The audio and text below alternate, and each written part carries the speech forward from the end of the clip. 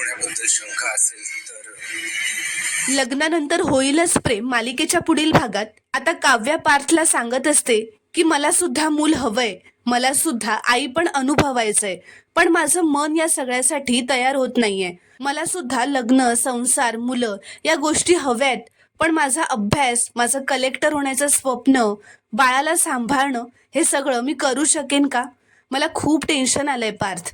तर पार्थ तिला म्हणत असतो की तुम्ही कशाला काळजी करताय काव्या, मी सुद्धा आहे ना, आपण दोघं मिळून बाळाला सांभाळू, ते बाळ माझी सुद्धा जबाबदारी असेल.